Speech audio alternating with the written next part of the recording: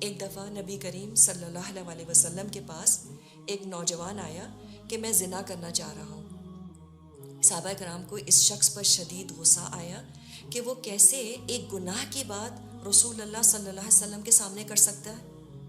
اس پر آپ نے صحابہ کرام کو روکا اور اس شخص سے بہت ایمپیتھیٹکلی پوچھا کہ کیا وہ چاہے گا کہ کوئی شخص اس کی ماں کے ساتھ یہ عمل کرے؟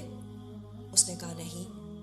پھر آپ نے کہا کہ کیا تم چاہو گے کہ کوئی یہ کام تمہاری بہن کے ساتھ کرے یا یہ کام کوئی تمہاری بیٹی کے ساتھ کرے؟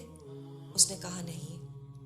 So the Prophet sallallahu alaihi wasallam, he reacted to it with empathy and understanding, but also with reasoning and with rational. اور اس کے بعد آپ نے اس نوجوان کے سینے پر ہاتھ رکھ کے دعا کی، اللہ اس کے دل سے اس برے کام کی خواہش نکال دے۔ تو اگر آپ کا بچہ آپ سے آ کر اسٹریٹ اپ یہ بات کرتا ہے، یا آپ کو اس کی چیٹس یا ٹیکسٹ میسیجز یا ای میل سے پتہ چلتا ہے، اور somehow you begin to notice the struggle the child is going through, don't freak out.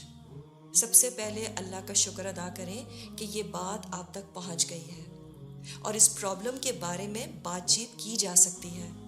Your child now has an outlet. وہ اپنی struggles کے بارے میں بات کر رہا ہے۔ He's able to tell you, this is what I am feeling and I don't know what to do with my feelings.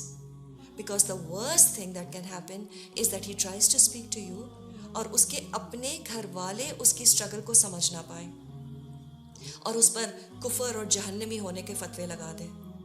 تو ایک انسان میں اگر ویسے ہی انٹرنل اسٹرگل چل رہی ہے اور اوپر سے اگر ماں باپ یا دوسرے لوگ بھی آپ کو سمجھ نہیں پا رہے ہیں، that struggle is compounded by the external struggle with the family. تو گھر والوں کو ایسے موقع پر سپورٹ کرنے کی بہت ضرورت ہے۔